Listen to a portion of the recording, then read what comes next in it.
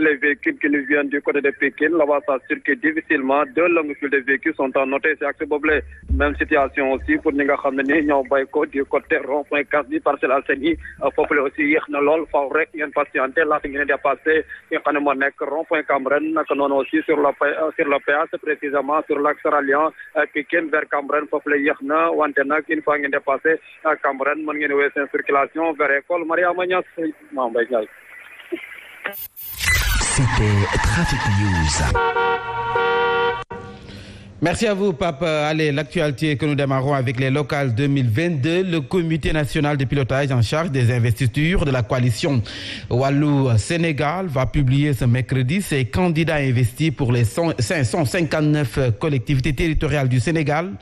La révélation est faite par le chargé des élections du PDS, mais en attendant, Cheikh Dia a été investi en assemblée générale d'investiture pour briguer la mairie-ville de Pikine afin de déboulonner Benno Bokk Yakaar dans ce département. Cheikh Dia, que nous écoutons avec Nanko Bakayoko. Dans cette coalition, les règles ont été décidées. Les règles ont dit, dans chaque section, dans chaque fédération, faites vos investitures. Et ces investitures doivent être emmenées au niveau central du comité national de pilotage et qui va prendre la décision mercredi prochain. Le PNP, le comité national de pilotage de la grande coalition, nous a donné tous les résultats des investitures dans les 559 collectivités territoriales du Sénégal. Et du moment là, nous avons une campagne qui démarre, une campagne victorieuse, Comme annoncé dans les titres, la coalition Gëm Sa Bopp a le vent en poupe ces derniers temps. Chaque jour, elle enregistrant que de nouveaux ralliements et pas de moindre. Après le maire de Sindia, c'est au tour d'Ahmed Fall Braya de porter la candidature de Gëm Sa Bopp à Saint-Louis. Un duo de choc, Bougane Gueye Dany, Ahmed Fall Braya à Saint-Louis qui va secouer à coup sûr la coalition Benno Bokk Yakaar avec à sa tête Mansour Faye. Le compte rendu de Alassane Baldé, Leyti Ndiaye.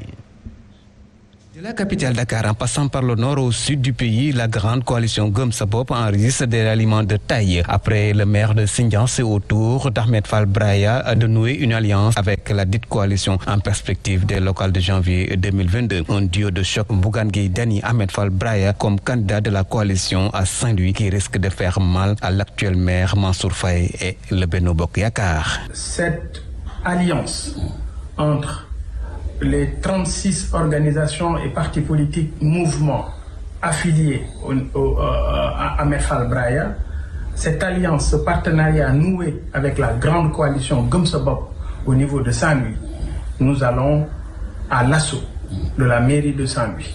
Ce qui est important, c'est cette synergie des forces.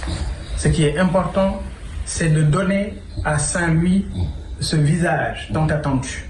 Et nous avons confiance en vous. Tout le temps, j'ai déploré le fait que les hommes d'affaires ne s'impliquent pas en politique. Je suis très heureux de te voir aujourd'hui s'engager et pour le pays, ensuite et pour ensemble nous conquérir notre ville qui nous est très chère, parce que tout le monde sait que vous êtes né à Saint-Louis, vous êtes Saint-Louisien bon teint. Moi aussi, c'est pas la peine d'expliquer aux Sénégalais. En tout cas, merci pour tout et merci. Ainsi, en 48 heures, la coalition dirigée par Bougane Gueye Dany a enregistré le ralliement de 2 grosses pointures et quelques jours avant, le ralliement d'une trentaine de conseillers à Guédiawaye, membres de la mouvance présidentielle. D'ailleurs, son leader annonce le ralliement d'autres responsables les jours à venir. Retenez qu'outre ces deux ralliements, la coalition a noué une autre alliance avec le maire de Mbour, Fallou Sylla. C'était hier au cours d'une assemblée générale en présence de Bougane Gueye Dany en visite dans la commune. Ce dernier membre de la mouvance présidentielle a été écarté comme tête de liste de la coalition présidentielle au profit d'un autre. Ainsi, il a décidé de ne pas se laisser faire. Nous restons avec Fallou Sylla, le maire de Mbour. Va-t-on vers un divorce entre le Parti socialiste et l'APR? En tout cas, les choses se compliquent davantage entre ces deux alliés. Pour preuve, l'actuel maire socialiste de Mbour a officiellement déclaré sa candidature à la mairie de Mbour. Il a fustigé le forcing du président Macky Sall à vouloir imposer aux Mbourois un candidat. Fallou Sylla a aussi déploré le manque d'élégance de ses camarades de la dite coalition. Nous l'écoutons avec Alioune Badara Sonko. Benno local, moi je suis le coordonnateur communal de Benno Bokk Yakaar, mais on ne m'associe pas. On ne parle même pas avec moi. Mais ça c'est aberrant. Mais vous savez, moi je suis avec le peuple. Moi je suis avec le peuple. Je suis avec les Mbourois. Et je sais que le 22 janvier, Inch'Allah, nous serons devant avec la population pour être choisis. Ça, ne vous en faites pas. Nous serons là au bon endroit et au bon moment. Merci. Si le parti continue, on continuera. Et si le parti dit non, on dira non. Il faut que ça soit clair. Dans la commune de Louga, la coalition Gëm Sa Bopp s'impose. Une sévère donc cure d'amaigrissement. La coalition Yewwi Askan Wi, les alliés de Bougane Gueye Dany ont déjà choisi leur tête de liste à la personne de Baye Dame Roulé. Ils ont donc profité d'un point de presse pour étaler leurs ambitions de sauver Louga de la gouvernance locale qui laisse à désirer depuis longtemps. Galaye Sylla nous en dit plus. La coalition Yewwi Askan Wi vient d'enregistrer à Louga d'importantes défections au profit de Gëm Sa Bopp, Baye Dame Roulé.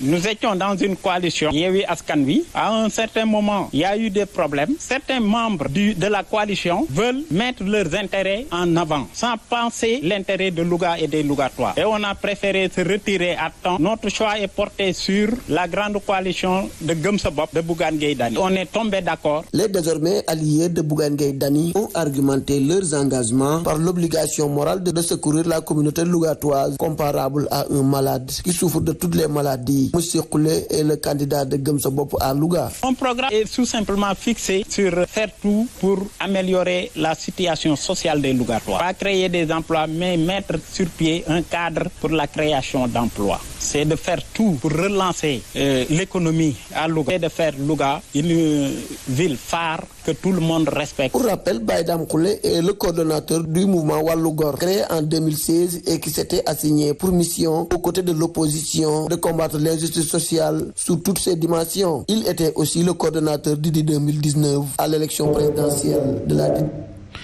Non loin, à Linguère, c'est la guerre politique pour le fauteuil du maire. Aly Ngouille Ndiaye, le directeur général de l'ANER, en l'occurrence Djiby Sarr Ndiaye, a été accueilli en grande pompe par les populations, notamment la jeunesse. D'ailleurs, il a été investi comme candidat à la candidature de la coalition Benno Bokk Yakaar à la tête de la municipalité. En tant que militant discipliné, donc le directeur général de l'ANER, Djiby Sarr Ndiaye, a juré de respecter la décision du parti. Nous l'écoutons avec Mass Ndiaye. Et comme j'ai dit tantôt, nous sommes intéressés par cette commune, ça c'est clair, nous l'avons toujours soutenu, nous l'avons toujours dit. Mais nous appartenons à un parti, nous appartenons à une coalition et nous laissons ce parti, nous laissons cette coalition à la tête le président de la République, le président Macky Sall, choisir le candidat qui va porter la liste pour les élections municipales au niveau de la commune de Linguère. Nous souhaitons effectivement vivement que ce choix soit porté sur notre candidature. Nous le souhaitons parce qu'aujourd'hui nous sommes sûrs que nous allons gagner sans aucun problème parce que nous avons toute la population de Linguère avec nous. Nous le souhaitons également parce que nous sommes sûrs qu'une fois gagnées ces élections-là, nous pourrions en tout cas faire beaucoup plus que ce qui a été fait. Retenez que la commune de Diamal, dont le département de Birkilane, la commune souffre de tous les maux du fait d'une mauvaise gestion de la municipalité. Et c'est du moins l'avis des populations qui décident d'arracher donc le fauteuil municipal à l'actuel maire de la localité. Les habitants se sont constitués en mouvement et promettent d'ailleurs de meilleures conditions de vie une fois à la tête de la mairie. Alioune Kane. Le président du mouvement pour le développement de Diamal déclare sa candidature pour la mairie de la dite localité, Aliou Lo. Comme le souhaite le Khalif Modou Mame Ndiaye Cissé, nous allons présenter notre candidature à la mairie de la commune de Diamal sous la bannière de Benno Bokk Yakaar. Et nous sommes convaincus que le président Macky Sall est en phase avec le Khalif, comme le lui a dit le ministre Abdoulaye Seydou Sow, lors de sa visite précédente dans la cité religieuse. Il promet d'œuvrer pour l'épanouissement des populations de la zone. Notre vision est de faire de la commune de Diamal l'une des meilleures au Sénégal, en création d'emplois dans le domaine de l'éclairage public, mais aussi la mise en place des routes praticables, d'infrastructures sanitaires et d'éducation de dernière génération.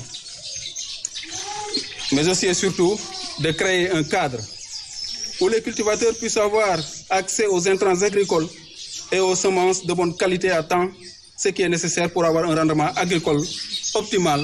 D'après lui, Djamal n'a pu bénéficier d'aucune réalisation sous le magistère de l'actuel maire, qui devrait, à son avis, céder la place.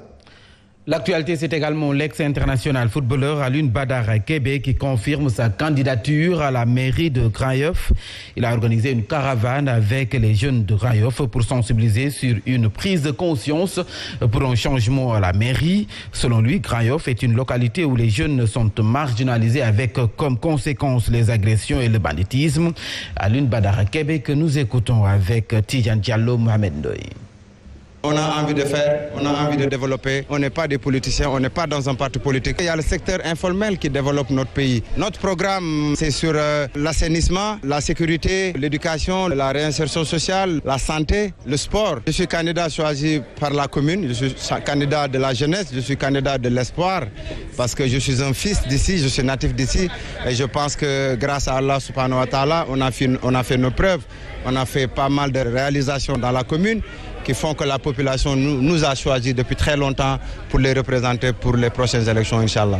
Après Grand-Yoff, cap sur Parcelles Assainies, Go-Faye, candidat déclaré de la coalition Yewwi Askan Wi, se dit prêt à aller à l'assaut de la mairie des Parcelles Assainies. Go-Faye pense que le vent du changement doit souffler aux Parcelles Assainies qui méritent mieux que cette gestion actuelle basée sur le clientélisme politique et le tâtonnement. Nous l'écoutons avec Alassane Baldé. Après avoir suivi des 14 ans d'injustice, 14 ans de mauvaise gestion de notre maire, a réagi positivement pour apporter le changement aux Parcelles Assainies. Déjà dans une coalition, la coalition Yewwi Askan Wi. En 2019, nous avons été le seul mouvement avec une envergure locale assez représentatif autant pour moi, qui a accompagné la coalition Sonko Président, ce qui nous a valu un score de 17 000 voix. À qui appartient ce score? Là, en termes de comptabilité, je dirais que c'est 50% pour passer, 50% pour réaction. Mais bon, qu'à cela ne tienne. Donc attendons de voir exactement le choix du candidat parce que nous sommes dans une période d'investiture. Et je pense que les responsables, les leaders de cette coalition-là sont assez outillés et assez renseignés pour savoir qu'ici au Parcelles Assainies, il y a des réalités et le mouvement réaction est une réalité. Pour ne pas dire je suis une réalité et je suis le meilleur profil en toute humilité. Ouf de soulagement des riverains du parking des HLM Dakar qui servaient donc de dépotoir d'ordures et de déversoir des eaux usées. Après avoir passé des années à effectuer des démarches auprès des autorités en vain, les riverains ont finalement frappé à la bonne porte. La responsable Alaï Chafal a pu débarrasser le parking de ces ordures et eaux usées, rendant ainsi salubres donc les lieux pour le bonheur des riverains. Reportage. Difficile de décrire le décor qui s'offrait sur le parking des HLM. Ici, c'est aussi un point bas. Toutes les eaux ruisselantes de la commune donc, convergent vers cet espace-là. Donc,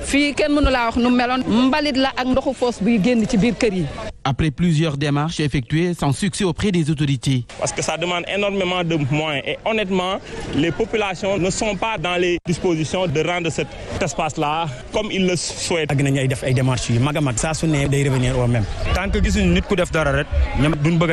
Les jeunes du quartier ont finalement frappé à la bonne porte. Heureusement qu'il y a une volonté citoyenne qui est là, notamment Madame Lala Aïcha Fall. Nous avons fait une démarche la première fois. Habitante du quartier, Lala Aïcha Fall en a fait sa mission, témoigne cette riveraine.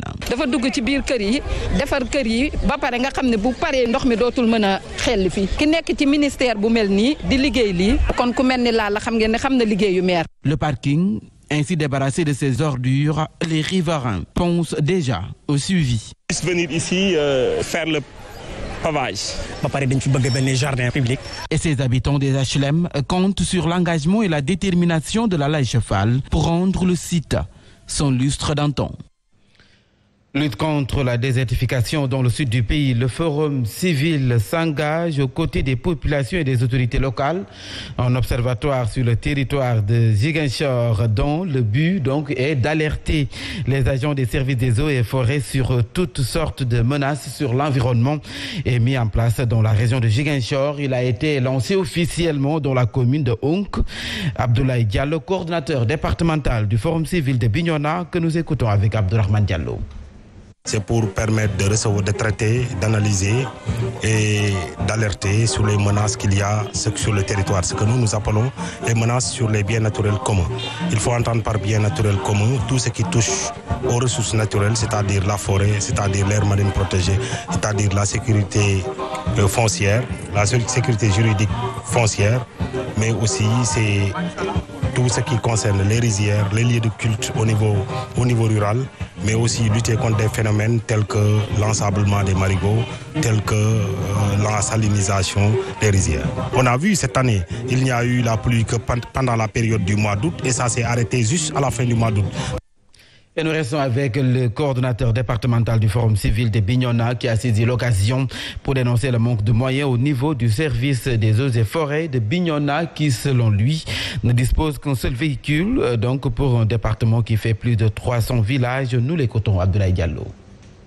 C'est l'occasion de demander à l'État du Sénégal véritablement de prendre ses responsabilités par rapport à ce qui se passe dans le cadre du trafic de bois ou de la coupe abusive du bois. Nous avons remarqué que le service des eaux et forêts de Bignona manque pratiquement de tout.